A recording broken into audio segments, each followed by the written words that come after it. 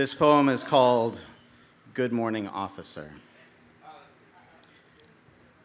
After sunset 9 and before sunrise 8, my hometown is neither home nor town.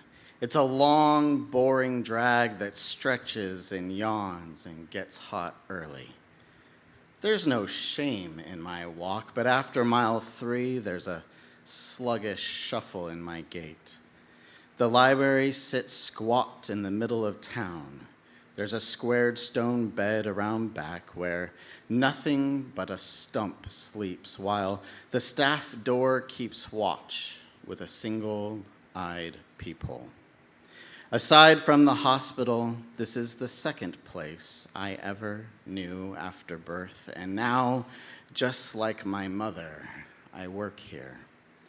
Across the street, the large fluorescent eyes of the bank's clock's face tells me that I'm early.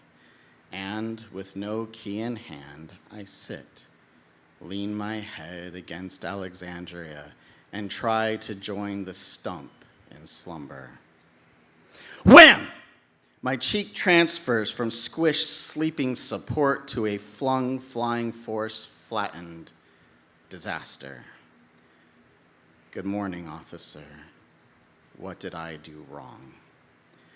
I'll ask the questions here, son. Yes, sir. What's your name?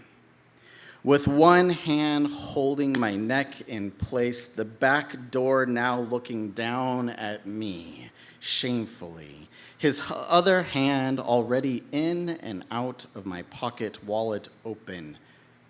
John, sir.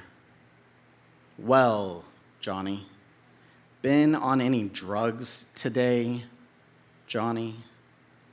No. But did he somehow know that I had spent last night cuckolding one of his brothers in blue?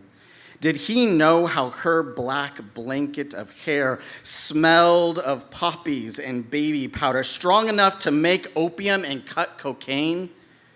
Did he know how I, not yet old enough to drink, got drunk off drinking her? Not asleep long enough for dream, only reverie. I feel my shoulder pop as my wrists are yanked behind me, cuffs clacked on. What are you doing out here, Johnny? Are you a runaway? 1 year older than it takes to be a runaway, and oh, how I want to run away, but instead I sit as still as a stump just outside Alexandria, only the second place I ever knew after birth, and wait for him, lost in thought and rewinding the night, passing the early morning shade of myself as I walk back to her through all 3 miles of memory to let me go. And I've committed no crime except perhaps a one of passion, which I've been told the courts show leniency toward, though perhaps not a husband.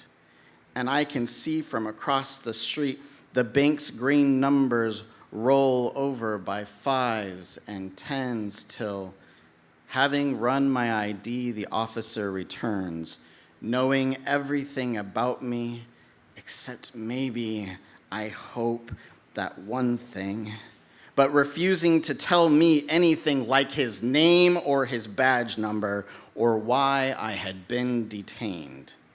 He lets me go, and still, I don't run away, but I return to my place on a stone bed beside a stump and go back to sleep with Alexandria.